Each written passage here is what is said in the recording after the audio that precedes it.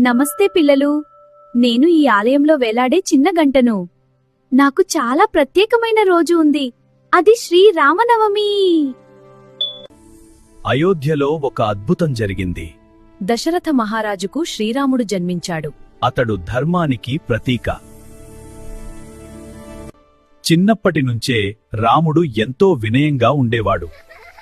అన్నదమ్ములపై ప్రేమ, పెద్దలపై గౌరవం. శివుని విల్లు ఎవరూ ఎత్తలేకపోయారు. కాని రాముడు సులభంగా ఎత్తి విరిచాడు. అప్పుడు అందరూ ఆశ్చర్యపోయారు. రాముడు అడవికి వెళ్లాల్సి వచ్చింది. 14 సంవత్సరాలు కష్టాలు ఎదుర్కొన్నాడు. కాని ధర్మాన్ని వదిలిపెట్టలేదు.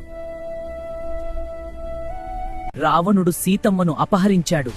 రాముడు ధర్మం కోసం యుద్ధం చేశాడు. చివరికి రాముడే గెలిచాడు. శ్రీరామనవమి అంటే మంచి గెలిచే రోజు, ప్రేమ గోల గుర్తు చేసే రోజు. పిల్లలు, మీరు కూడా రాముడిలా ఉండండి. నిజం చెప్పండి, మంచి పనులు చేయండి. అప్పుడు మీ జీవితమే పండుగవుతుంది. జై